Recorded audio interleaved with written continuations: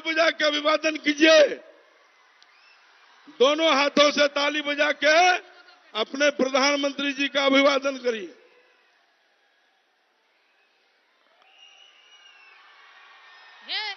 राजपथ को कर्तव्य पथ में परिणित करने वाले हे महानायक लोकनायक, आपका बाबा सुंदरनाथ धाम, मां खड़गेश्वरी, रेणु की महिला आंचल एवं प्रतिपरी कथा की पृष्ठभूमि पर आपका आगमन हम अररिया लोकसभा के समस्त जनता का आपका मिलकर हार्दिक अभिनंदन करते हैं। इस प्रेरणादायी आनंदमयी क्षण में मैं कुछ भी बोलूं तो कम होगा। मैं सिर्फ शुभकामना कर सकती हूँ, सिर्फ शुभकामनाएं आपके लिए कर सकती हूँ। सत्य हस्त समाहरा, शास्त्र हस्त संकिरा, कृतस्य कार्य छे असुबाधि समावह।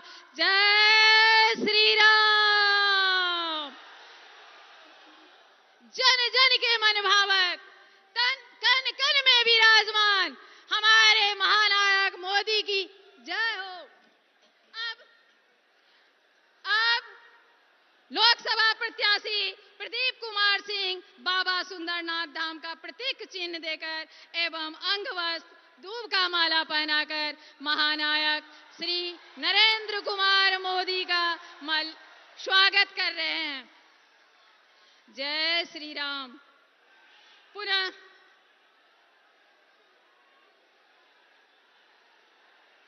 जय भाजपा, जय भाजपा।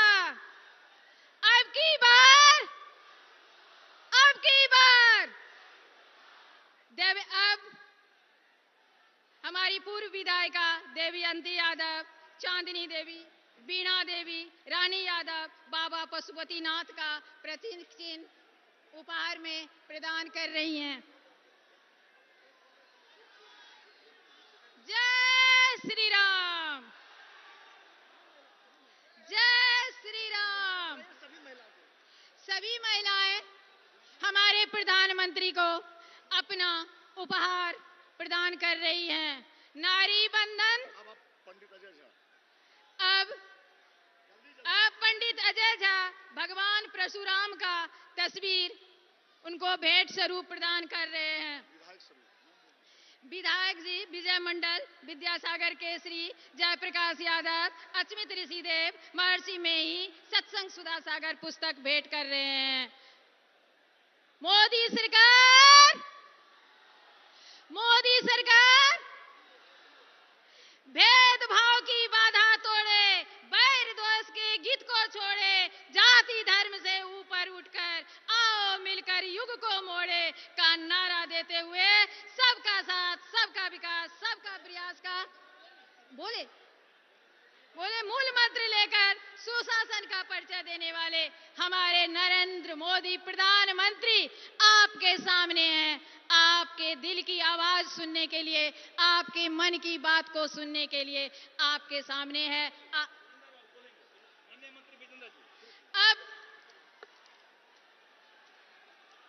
अब आप लोगों के सामने माननीय मंत्री जी के स्वागत में विजेंद्र यादव, ऊर्जा मंत्री, बिहार सरकार कुछ संबोधन देंगे।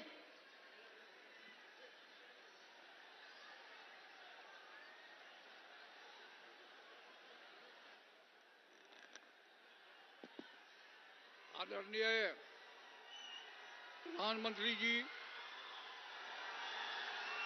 मनेश्वर नाथ रेणु की इस धरती पर आपका स्वागत करते हुए हम तमाम लोगों को अपार हर्ष हो रहा है।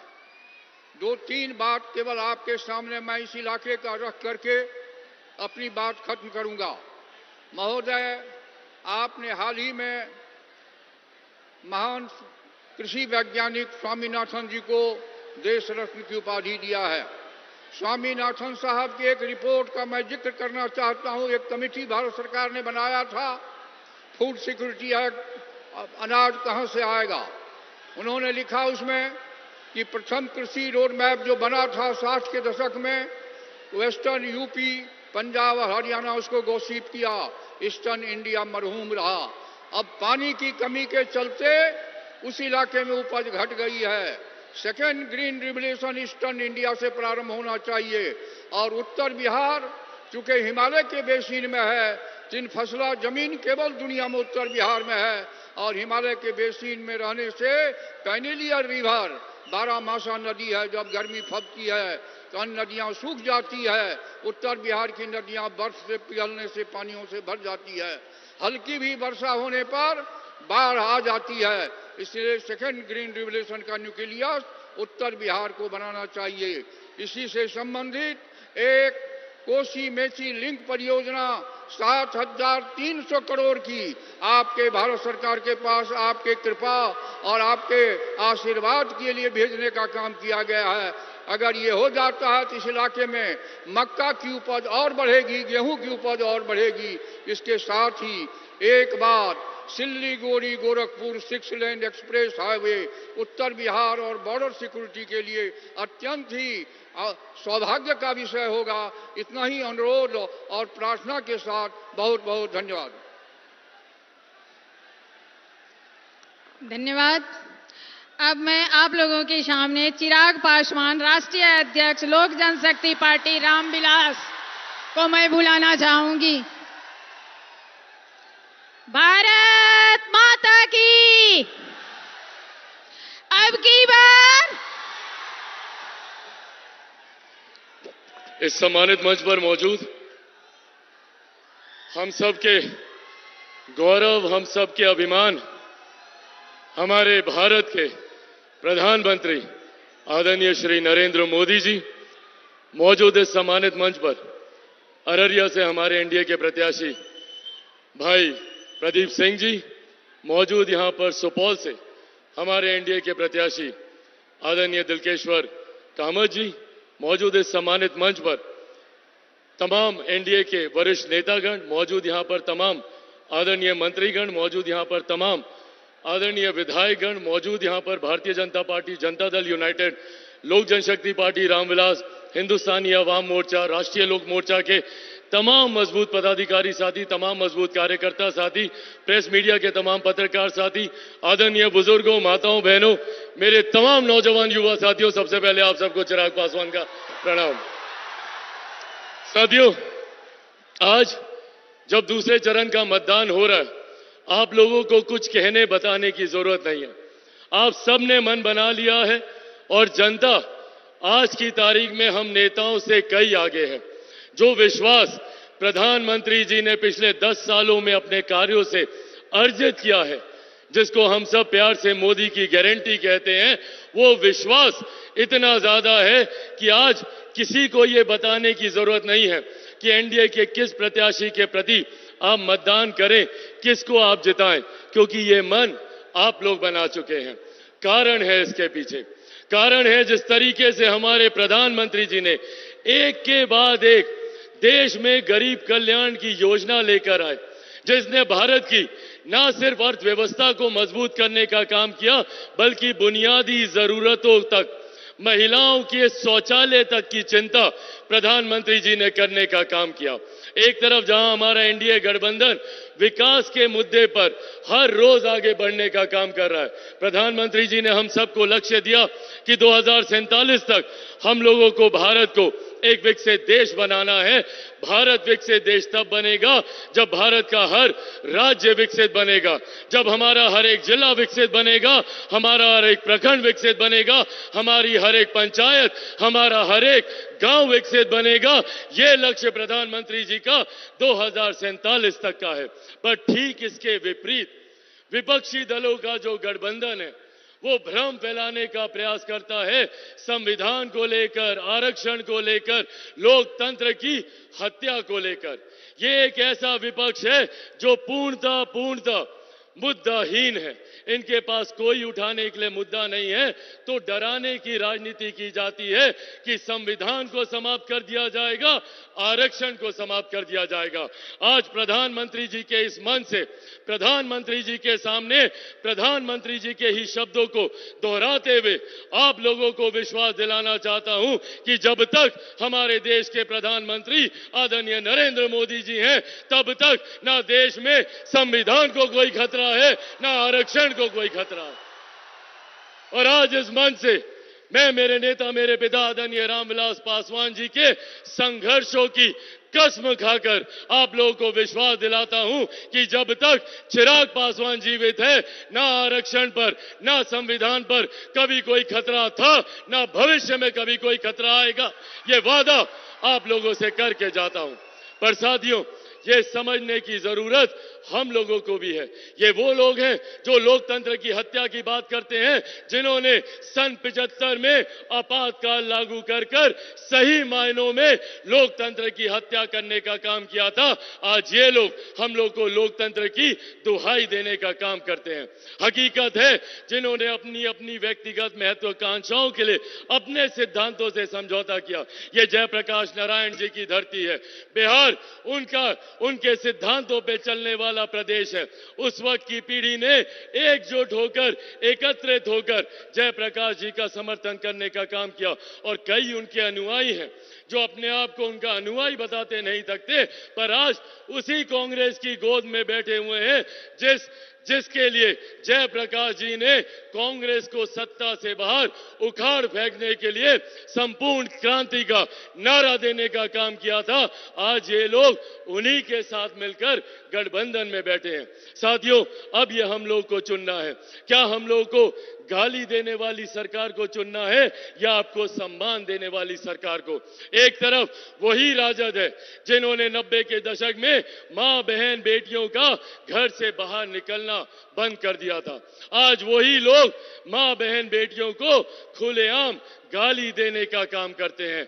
ऐसे में अब ये जिम्मेदारी हम लोगों की है कि एक तरफ प्रधानमंत्री हैं जिन्होंने महिलाओं के सम्मान की रक्षा के लिए उनको शौचालय बनाकर दिए, जहां पर बुजुर्गों के सम्मान की रक्षा के लिए आयुष्मान योजना का निर्माण किया, तो वहीं दूसरी तरफ ये लोग हैं जो दिन दहाड़े मां, बहन, बेटियों को गाली देने का काम करते हैं, उनको अपमानित करने का काम करते हैं। एक बार फिर से मैं आप सबसे यह आह्वान करूंगा, जरूरी है देश की मजबूती के लिए, देश की सुरक्षा के लिए, महिलाओं के सम्मान के लिए, बुजुर्गों के अधिकार के लिए और युवाओं के भविष्य के लिए, किसान और मजदूरों के हक के लिए कि एक बार फिर से हमारे प्रधानमंत्री तीसरी बार देश के प्रधानमंत्री बने और हम तमाम प्रत्याशी उन्हीं के सेना के सदस्य हैं जो हम मिलकर हमारे प्रधानमंत्री जी के लक्ष्य 400 पार को हम लोग पूरा करेंगे, जिसमें बिहार की 40 सीटों का महत्वपूर्ण योगदान रहेगा। सब लोग तैयार है ना? एक बार दोनों हाथ उठाकर जोरदार ताली से हमारे प्रधानमंत्री जी को अपना विश्वास दें। जोरदार ताली बजाकर।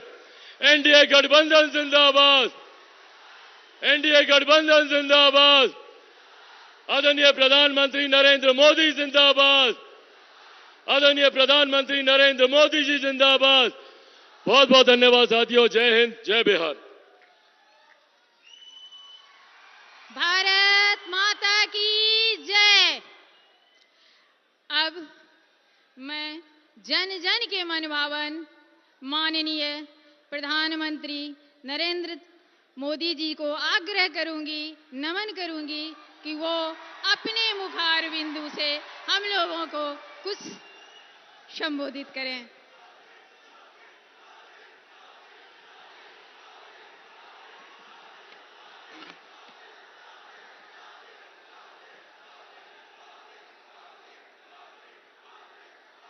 भारत माता की, भारत माता की, भारत माता की। अररिया के ई पावन धरती मां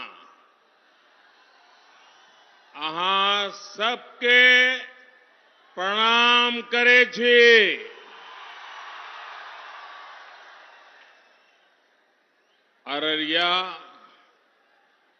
फणीश्वर नाथुरायण जी की भूमि है और जब जब भी मुझे यहां आपके बीच आने का अवसर मिला है, हर बार बाबा मदनेश्वर और मां काली की कृपा और आप जनता जनार्दन, आपका भरपूर आशीर्वाद मिला है। आज भी अररिया और सुपौल का ये स्नेह मेरे लिए बहुत बड़ी ऊर्जा है, बहुत बड़ी शक्ति है। मैं आपको विश्वास दिलाता हूं, आपके इस कर्ज को उतारने के लिए मैं और ज्यादा मेहनत करूंगा और तीसरे कार्यकाल में आपके हित में, देश के हित में और ज्यादा बड़े फैसले देश लेने वाला है। साथियों, मैं हिंदुस्तान के कोने कोने में इन दिनों जनता जनार्दन के आशीर्वाद मांगने के लिए जा रहा हूं और देश के कोने में जहां जहां गया, शहर हो, गांव हो, पुरुष हो, स्त्री हो, युवा हो, युवती हो, पूरे देश एक ही बात कह रहा है, फिर एक बार, फिर एक बार, फिर एक बार। भाई और बहनों, आज दूसरे चरण का मतदान भी चल रहा है। ये लोकतंत्र का महापर्व है। मेरे सभी मतदाताओं से, विशेषकर युवा वोटर से अपील है कि ज्यादा से ज्यादा संख्या में वोट डालने के लिए जाएं। मैं जानता हूं गर्मी का समय है, लेकिन विपरीत परिस्थितियों में भी हमें देश के हित में, लोकतंत्र की मजबूती के लिए वोट देने का अपना कर्तव्य निभाना ही चाहिए। हमें एक कदम भी पीछे नहीं रहना चाहिए। और मेरा तो आपसे भी आग्रह है, जब आपके यहां मतदान का दिवस हो, हर पोलिंग बूथ में यात्रा निकाल करके 20-20, 25-25 लोग गीत गाते गाते, थाली बजाते बजाते, उत्सव मनाते मनाते पोलिंग स्टेशन पर वोट देने के लिए जाना चाहिए। पोलिंग बूथ पर उत्सव का वातावरण होना चाहिए। ये लोकतंत्र है। प्रचार में कितनी ही तू मैं चलती रहे, लेकिन मतदान का दिन पूरे इलाके का उत्सव का दिन होना चाहिए। साथियों, 2024 का ये चुनाव भारत को आर्थिक और सामरिक रूप से शक्तिशाली बनाने के लिए चुनाव है और इसमें बिहार के आप सभी मेरे जागरूक भाई बहनों की बहुत बड़ी भूमिका है। गुलामी के लंबे कालखंड से पहले जब बिहार समृद्ध था, तब भारत एक महाशक्ति था। आज जब भारत दुनिया की तीसरी सबसे बड़ी आर्थिक महाशक्ति बनने के लिए चल पड़ा है, तो बिहार की भी इसमें बहुत बड़ी भूमिका है। बिहार के लोगों की प्रतिभा, यहां के लोगों की बौद्धिकता, यहां के लोगों की परिश्रम की पराकाष्ठा करके दिखाने का जो जज्बा है ना, ऐसा जज्बा कहीं और देखने को नहीं मिलता है।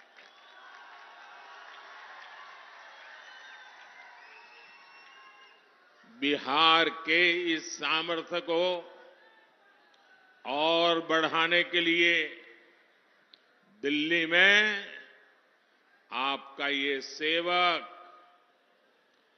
और यहां बिहार में हमारे नीतीश जी और उनकी पूरी टीम पूरी शक्ति से काम कर रहे हैं। साथियों, आरजेडी कांग्रेस के इंडी गठबंधन को ना देश के संविधान की परवाह है और ना ही लोकतंत्र की परवाह है। ये वो लोग हैं जिन्होंने दशकों तक बैलेट पेपर के बहाने लोगों का, गरीबों का अधिकार छीना। पोलिंग बूथ लूट लिए जाते थे, बैलेट पेपर लूट लिए जाते थे। बिहार के लोग साक्षी हैं कि कैसे आरजेडी कांग्रेस के शासन में चुनावों में मतदान पत्र, बैलेट पेपर लूटे जाते थे। इतना ही नहीं, गरीबों को तो वोट डालने के लिए घर से बाहर भी नहीं निकलने दिया जाता था। मेरे दलित भाई बहन, मेरे पिछड़े भाई बहन, उनको तो डंडे के चोट पे घर के बाहर निकलना मना कर दिया जाता था। अब जब गरीबों को, देश के ईमानदार मतदाता को ईवीएम की ताकत मिली है, तो ये जो चुनाव के दिन लूट चलाते थे, वोट हड़प करने के खेल खेलते थे, इन लोगों से बर्दाश्त नहीं हो रहा था। अभी भी वो परेशान है और इसलिए उनका दिन रात यही काम रहता है, कैसे भी करके ईवीएम हटना चाहिए, ये बटन दबाने वाला खेल बंद होना चाहिए, यही उनका खेल चल रहा है। इंडी गठबंधन के हर नेता ने ईवीएम को लेकर जनता के मन में संदेह पैदा करने का पाप किया है। लेकिन आज देश के लोकतंत्र की ताकत देखिए, बाबा साहब आंबेडकर के संविधान की ताकत देखिए। आज सुप्रीम कोर्ट ने अभी 1-2 घंटे पहले ही मतपेटियों को लूटने का इरादा रखने वालों को ऐसा गहरा झटका दिया है, ऐसा गहरा झटका दिया है कि उनके सारे सपने चूर चूर हो गए हैं। आज उच्च न्यायालय ने, सुप्रीम कोर्ट ने साफ साफ कह दिया है कि बैलेट पेपर वाला पुराना दौर वापस लौट करके नहीं आएगा। आज जब पूरी दुनिया भारत के लोकतंत्र की, भारत की चुनाव प्रक्रिया की, भारत के चुनावों में टेक्नोलॉजी के उपयोग की वाहवाही करती है, तारीफ करती है, तब ये लोग अपने निजी स्वार्थ के लिए बदनीयत से ईवीएम को बदनाम करने पर लगे पड़े थे।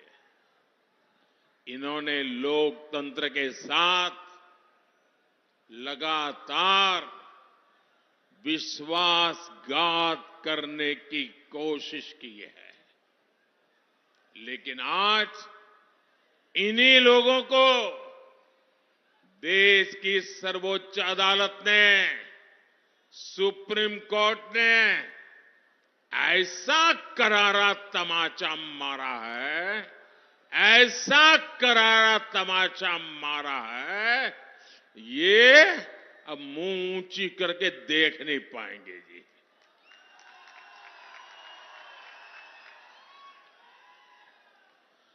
भाइयों बहनों, आज का दिन लोकतंत्र के लिए शुभ दिन है।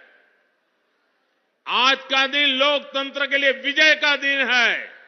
मेरे साथ मैं नारा बुलवाता हूं, बोलिए। मैं कहूंगा लोकतंत्र, आप कहे जिंदाबाद जिंदाबाद। लोकतंत्र, लोकतंत्र, लोकतंत्र। मैं दूसरा नारा बुलाता हूं, बाबा साहब आंबेडकर अमर रहे, अमर रहे। बाबा साहब आंबेडकर। इंडी गठबंधन के हर नेता को देश की जनता की माफी मांगनी चाहिए। माफी मांगनी चाहिए कि नहीं मांगनी चाहिए? माफी मांगनी चाहिए कि नहीं मांगनी चाहिए? साथियों, आज देश में राजनीति की दो मुख्य धाराएं बन गई हैं। एक धारा बीजेपी और एनडीए की है, जिसका मकसद है देश के लोगों को सशक्त करना, हर लाभार्थी के दरवाजे तक खुद जाकर उसे लाभ पहुंचे। इसके विपरीत एक ऐसी धारा है कांग्रेस और आरजेडी की, इंडी गठबंधन वालों का मकसद है देश के लोगों से छीनना, उन्हें तरसा कर रखना और खुद की तिजोरी भरना। जैसे कांग्रेस हो या आरजेडी, इन दोनों पार्टियों ने बिहार के लोगों को विकास के लिए तरसा कर रखा।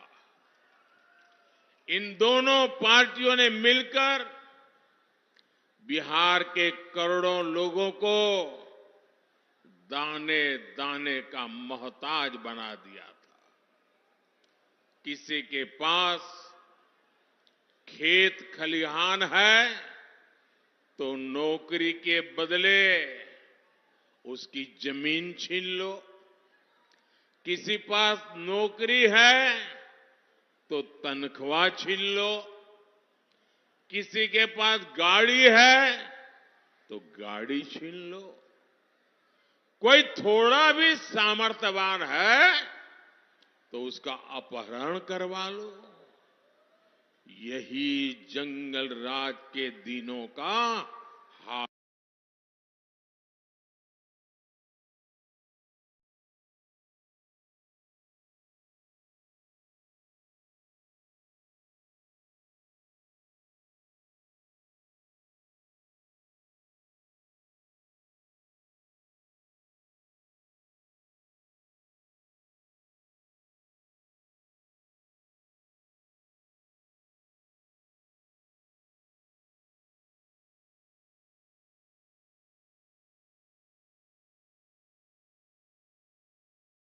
एनडीए की सरकार मिलकर प्रयास कर रही है कि हर लाभार्थी के दरवाजे पर पहुंचे, उन्हें अपनी योजनाओं से जोड़े।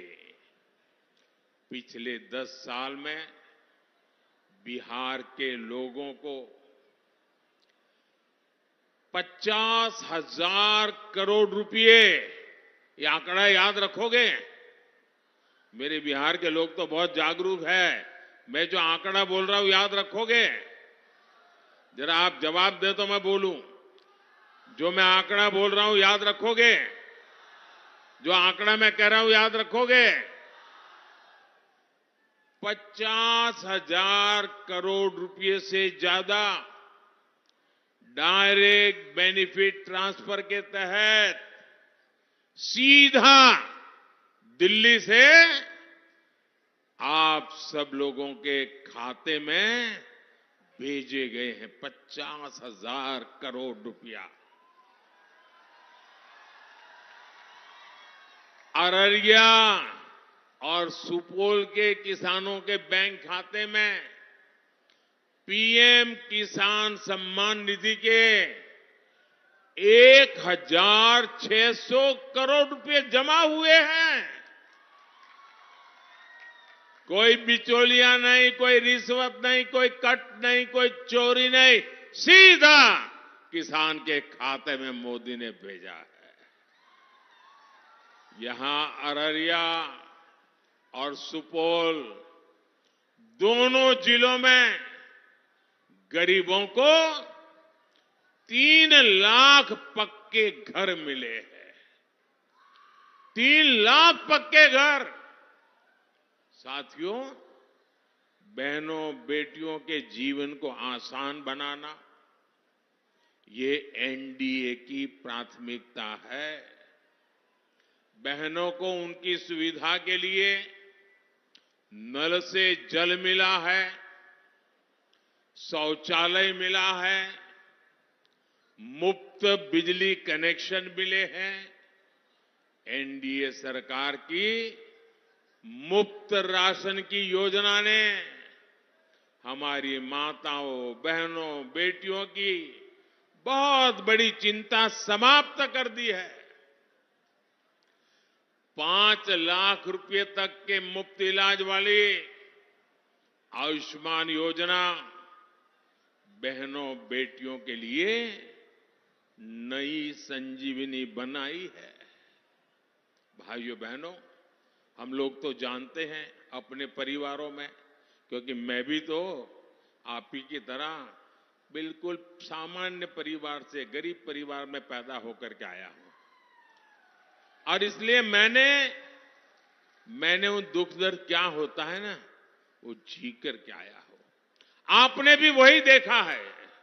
हमारे यहां परिवार में कोई मां बीमार हो जाए ना, गंभीर बीमारी हो, लेकिन वो घर में किसी को पता ही नहीं चलने देती। वो दुख सहन करती है, काम करती रहती है, लेकिन घर में किसी को पता नहीं चलने देती कि उसे इतनी बड़ी मुसीबत हो रही है। क्यों? कि मां के मन में विचार रहता है कि अगर बच्चों को, परिवार को पता चल जाएगा कि मुझे बीमारी है, तो वो मुझे अस्पताल ले जाएंगे, बहुत खर्चा होगा, ये बच्चे कर्ज कर देंगे और मेरे मरने के बाद बच्चों को कर्ज में जीना पड़ेगा। मैं अपने बच्चों को कर्ज नहीं करने दूंगी, मैं बीमारी सहन कर लूंगी, अगर मौत जल्दी आएगा तो स्वीकार कर लूंगी, लेकिन मेरे बच्चों पर मैं कभी भी कर्ज नहीं होने दूंगी। और हमारे देश की माताएं बहनें कितना ही ज्यादा दर्द क्यों न हो, कितनी ही बड़ी बीमारी क्यों न हो, वो सहन करती रहती है। तब मेरे मन में विचार आया कि फिर इस बेटे का दिल्ली में बैठने का क्या मतलब है।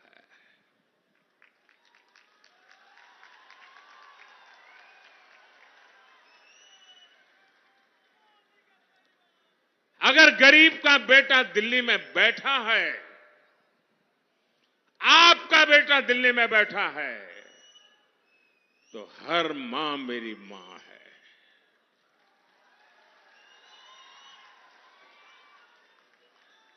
उसका दर्द,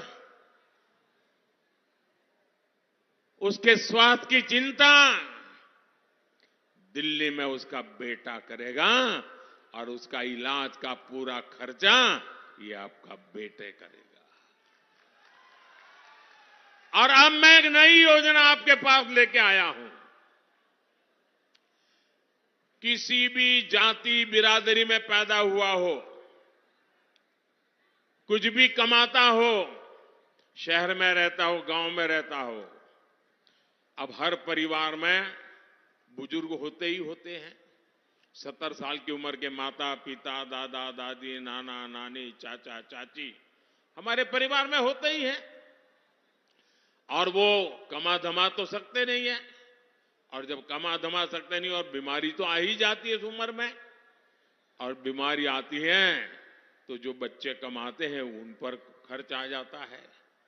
अब बच्चों के लिए चिंता होती है कि मां बाप की बीमारी में पैसा खर्च करूं कि बच्चों की पढ़ाई में खर्चा करूं, और इसलिए जो 40, 50, 55 साल का बेटा जो मेहनत करके कमा रहा है उसको एक बोझ रहता है। अब आपका ये बोझ भी मोदी उठाएगा। 70 साल की ऊपर के आपके पर किसी भी परिवार में बुजुर्ग माता पिता है, अब उनका इलाज का खर्चा उनके संतानों को नहीं करना पड़ेगा, ये उनका बेटा करेगा। साथियों, कांग्रेस और आरजेडी आपका हक छीनने की प्रवृत्ति से बाज नहीं आ रहे। अब कांग्रेस ने दलितों, पिछड़ों, आदिवासियों के आरक्षण का हक छीनने की बहुत गहरी साजिश रची है, और ये मैं बहुत जिम्मेवारी पूर्वक कहता हूं। देश के संविधान ने, बाबा साहब आंबेडकर ने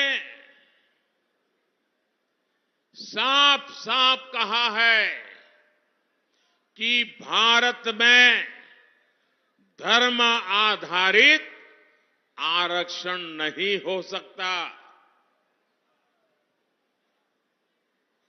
लेकिन कांग्रेस पूरे देश में धर्म आधारित आरक्षण के लिए जोर लगा रही है।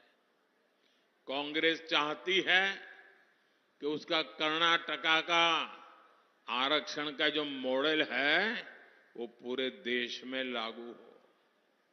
और ये कर्नाटका का आरक्षण का मॉडल क्या है, ये कर्नाटका का रिजर्वेशन का मॉडल क्या है, आप सब बिहार के मेरे भाइयों बहनों को मैं ध्यान से समझाना चाहता हूं। और जो लोग नहीं है ना, उनको भी मेरा वीडियो जरूर भेज देना, पूरे बिहार के घर घर में पहुंचा देना। मैं जरा बड़े दर्द और दुख के साथ, और आपकी चिंता है ना इसलिए मैं बात कहना चाहता हूं। कर्नाटका का मॉडल क्या है? कर्नाटका में कांग्रेस ने ये जो ओबीसी समाज को आरक्षण मिलता है, जो 27% का कोटा है, उसमें से चोरी करने का बहुत बड़ा खेल खेला है। उसमें से काट करके धर्म के आधार पर मुसलमानों को देने का षड्यंत्र किया है। अब सुप्रीम कोर्ट मना करे, संविधान मना करे, तो उन्होंने एक नई चालाकी की है और सभी के आंख में धूल झोंक करके, ओबीसी समाज की आंख में धूल झोंक करके पर्दे के पीछे उन्होंने खेल खिलाए। उन्होंने क्या किया? रातों रात कर्नाटका में जितने भी मुसलमान समाज के लोग थे, कितने ही अमीर क्यों न हो, कितने ही पढ़े लिखे क्यों न हो, भले कोर्ट में जज बनकर के बैठे हो, कोई भी हो, रातों रात उन्होंने एक कागज पे थप्पा मार करके उनको ओबीसी बना दिया, सबको ओबीसी बना दिया। अब परिणाम क्या हुआ? जो ओबीसी समाज के लिए 27% आरक्षण था, उसका बहुत बड़ा हिस्सा इनके खाते में चला गया और जिस ओबीसी समाज को आरक्षण मिला था, उनका हक सवालिया निशान में फंस गया। इन्होंने ओबीसी के हक पर डाका डाला है और अब यही काम कांग्रेस यहां बिहार में, देश के और हिस्सों में करना चाहती है। और यहां तो आरजेडी पूरी तरह उनका समर्थन कर रही है। आप मुझे बताइए, आरजेडी ने कांग्रेस के इस पाप के विरुद्ध में एक शब्द भी बोला है क्या? एक शब्द भी बोला है क्या? यानी यहां बिहार के हमारे जो कुर्मी भाई बहन है, कुशवाहा भाई बहन है, मंडल है, यादव है, निषाद है, कई सारी हमारी जातियां ओबीसी समाज में आती है और मैं खुद उसमें से आता हूं, इसलिए मुझे पता है कि हम लोगों की जिंदगी क्या है। ओबीसी जातियों का आरक्षण छीनकर कांग्रेस अपने चहेते वोट बैंक को देना चाहता है। मैं जरा मेरे बिहार के जागरूक नागरिकों से पूछना चाहता हूं, आप मुझे पूरी ताकत से जवाब देंगे? आप सब मुझे जवाब देंगे? जो पीछे खड़े हैं वो भी जवाब देंगे, जो इधर बैठे हैं वो भी जवाब देंगे, जो इतने दूर से मुझे देख नहीं पा रहे वो भी जवाब देंगे। क्या आप ओबीसी के आरक्षण को लूटने देंगे? क्या आप ओबीसी के आरक्षण पर डाका डालने देंगे? क्या आप अपना हक जाने देंगे? आज इनकी नजर ओबीसी के हक पर है, कल कांग्रेस आरजेडी इसी तरीके से एसटी एससी का हक भी छीनने का पाप करेगी, ये मैं आपको चेताना चाहता हूं। साथियों, तुष्टीकरण के दलदल में कांग्रेस आरजेडी जैसी पार्टियां इतनी धंस गई हैं कि उनके लिए संविधान कोई मायने नहीं रखता, संविधान की भावना मायने नहीं रखती, बाबा साहब आंबेडकर की बात मायने नहीं रखती। 2011 में जब दिल्ली में आरजेडी और कांग्रेस की सरकार थी, ये आरजेडी वाले सरकार में थे, तब उस समय के प्रधानमंत्री डॉक्टर मनमोहन सिंह जी की कैबिनेट ने ओबीसी आरक्षण का हिस्सा छीनकर, डाका डालकर धर्म के आधार पर वोट बैंक को आरक्षण देने की मंजूरी दे दी थी। उस समय जागरूक कोर्ट ने इन्हें ऐसा करने से रोक दिया था। बावजूद इसके ओबीसी कोटे से अपने वोट बैंक को आरक्षण देना सुप्रीम कोर्ट के मना करने के बाद भी इन्होंने घोषणा पत्र में रखा। साथियों, जब मैं कांग्रेस द्वारा सिर्फ मुसलमानों को प्राथमिकता दिए जाने की बात करता हूं, इंडी गठबंधन का भेदभावपूर्ण रवैया देश के सामने रखता हूं, तो कुछ लोग आग बबूला हो जाते हैं। उनकी पूरी इकोसिस्टम पिछले एक सप्ताह से मेरे बाल की खाल उधेड़ रही है, मेरे बाल नोच रही है। आज मैं इन सबको चुनौती देता हूं। पहले तो ये समझ लें, 25 साल हो गए, आपने मुझे बहुत डराने की कोशिश की, अभी तक नहीं डरा पाए हो। अब कोशिश बंद कर दो। साथियों, इन्होंने यहां तक झूठ फैलाया कि अभी डॉक्टर मनमोहन जी ने ऐसा कहा ही नहीं था कि देश के संसाधनों पर पहला हक मुसलमानों का है। लेकिन साथियों, आज डॉक्टर मनमोहन सिंह जी का एक और पुराना वीडियो सामने आया है, जिसमें फिर से वो वही कह रहे हैं कि देश के संसाधनों पर पहला हक मुसलमानों का है। और ये वीडियो सामने आने के बाद कांग्रेस और उसका इकोसिस्टम, जो आए दिन मोदी को गालियां देता था, आज उनको जैसे सांप सूंघ गया है, सांप सूंघ गया है। जो मीडिया पहले के बयान को गलत ठहरा रही थी, उसने भी चुप्पी साध ली है। और मैं दिल्ली में उन मीडिया के लोगों को रात देर जाकर के देखा था। मैं आज उनकी व्यक्तिगत रूप से आलोचना करना नहीं चाहता हूं और नहीं ऐसे लोगों के लिए कुछ कहना चाहता हूं, लेकिन मैं देख रहा था, बिना सबूत, बिना जानकारी, बिना फैक्ट चेक किए एकदम से मोदी पर हमला बोलने के लिए नए नए शब्दों का श्रृंगार कर रहे थे। आज वीडियो सामने आ गया है। मेरा तो मीडिया से आग्रह है कि वो इस वीडियो, मनमोहन सिंह जी के वीडियो को देश को दिखाने की हिम्मत करें, जरा देश की जनता को जागरूक करें।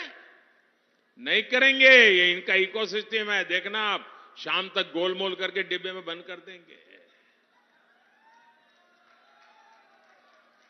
देश को भी जानना चाहिए कि इंडी गठबंधन ने 10 वर्षों तक किस मानसिकता से सरकार चलाई है। भाइयों बहनों, मैं खुल करके कह रहा हूं, पहले दिन से कह रहा हूं, इस देश के जो संसाधन है, इस देश की जो भी संपत्ति है, इस देश की जो भी संभावनाएं हैं, अगर उस पर पहला किसी का हक है तो मेरे देश के गरीबों का है, मेरे देश के मजदूरों का है, मेरे देश के खेत में मजदूरी करने वाले किसानों का है, मेरे देश में गरीबी में जीने वाली मेरी माताओं बहनों का हक है। किसी भी धर्म के क्यों न हो, लेकिन अगर वो गरीब है तो पहला हक उस गरीब का है। ये मोदी की सोच है। कांग्रेस ने जिस तरह अपनी वोट बैंक पॉलिटिक्स के लिए देश के हिंदुओं के साथ भेदभाव किया, पक्षपात किया, आज कांग्रेस की कलई खुल गई है। साथियों, इस बार भी जो मुस्लिम लीगी घोषणा पत्र कांग्रेस ने जारी किया है, और मैंने पहले दिन कहा था, ये कांग्रेस का मैनिफेस्टो पर मुस्लिम लीग की छाप है। और उसका भी सार यही, सत्ता के लिए छटपटा रहे लोग संविधान तक बदलने की हद तक जा सकते हैं। भाइयों और बहनों, यहां नीतीश जी के नेतृत्व में इतने सालों से हम मिलकर सरकार चला रहे हैं। हर जाति, हर समुदाय, हर धर्म के लोगों के विकास के लिए काम कर रहे हैं। हमने किसी से कुछ नहीं छीना, संविधान के हिसाब से सबको ध्यान रखा। लेकिन कांग्रेस और आरजेडी जैसी पार्टियां अपने स्वार्थ में संविधान की मूल भावना के खिलाफ जा रही है। भाइयों और बहनों, जब कोई भी देश आगे बढ़ता है तो उसके नागरिकों की संपत्ति भी बढ़ती है, उनकी कमाई भी बढ़ती है, उनके अवसर भी बढ़ते हैं। बीते 10 वर्षों में भारत की भी संपदा, भारत के संसाधन कई गुना बढ़े हैं। अब आप मुझे बताइए, ये जो देश के संसाधन है, इन पर पहला हक गरीबों का है कि नहीं है? मेहनत कश लोगों का है कि नहीं है? जो देश को बनाते हैं उनका हक है कि नहीं है? ये हक आपका है और मोदी आपका है। ये हक गरीब का, दलित का, पिछड़े का, आदिवासी का है।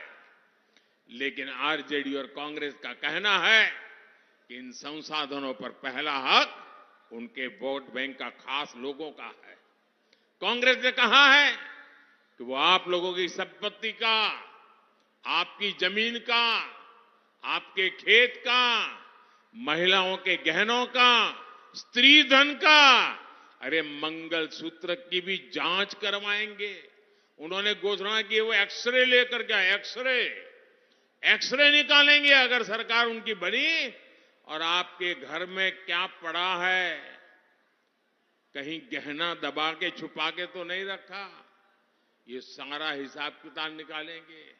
और फिर आपके पास जो भी थोड़ी बहुत संपत्ति होगी वो छीन कर उसे अपने ये लोग वोट बैंक को दे देंगे।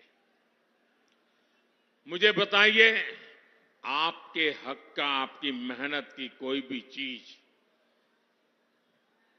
ये अगर छीनना चाहते हैं, ये खुली लूट होगी कि नहीं होगी? ये खुली लूट होगी कि नहीं होगी? साथियों, हमारे गांवों में सामान्य परिवार के पास कच्चा पक्का छोटा सा घर होता है, खेत खलियान होता है। कई बार खेत घर अपने पुरखों से, माता पिता से मिलते हैं और कई बार वो खुद भी खरीद लेता है। आप सोचते हैं कि आपके जाने के बाद ये आपकी संपत्ति आपके बच्चों के काम आएगी। लेकिन कांग्रेस ने एक नई योजना बनाई है कि आपकी संपत्ति को भी आप अपने बच्चों को पूरी नहीं दे पाएंगे। वो कहते हैं 50% से ज्यादा, आधे से अधिक संपत्ति ये कांग्रेस वाले कहते हैं कि आरजेडी वाले उनकी सरकार बनेगी तो जब तक कर लेंगे, सब तक छीन लेंगे। आप अपने बच्चे को जो संपत्ति देना चाहते हैं, आपके गुजर जाने के बाद कांग्रेस उस पर 55% टैक्स लगाना चाहती है।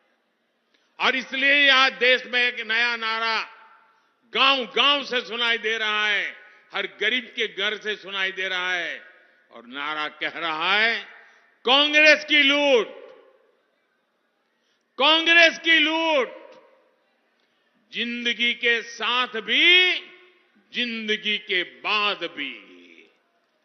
साथियों, एनडीए गठबंधन की सोच को एनडीए को दिया आपका वोट रोक सकता है। उनको रोकने की ताकत आपके वोट में है। आप मुझे आशीर्वाद दीजिए, मैं जी जान से लड़ूंगा, लेकिन उनके ऐसे मंसूबे पार नहीं हो रहा। साथियों, इस क्षेत्र में नए हाईवे हो, नई रेल हो, नई ट्रेन हो, ऐसे काम हो रहे हैं। पूर्णिया में इथेनॉल प्लांट से किसानों का कितना फायदा हो रहा है। ऐसा ही काम बिहार में नया निवेश लाएगा और निवेश से नौकरी मिलेगी। इसलिए 7 मई को कमल के फूल और तीर चुनाव चिन्ह पर हर बूथ पर भारी मतदान होना चाहिए।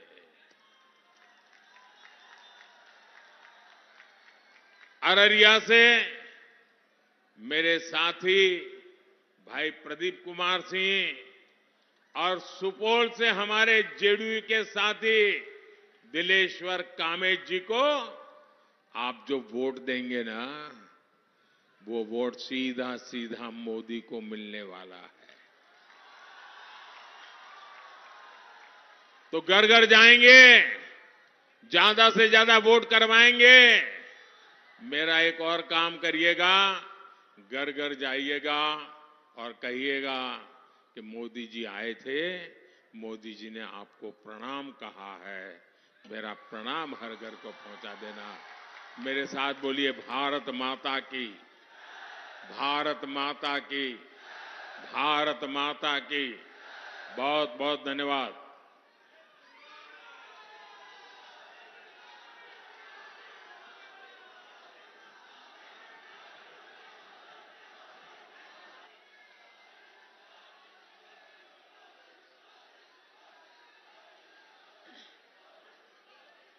प्रधानमंत्री जिंदाबाद,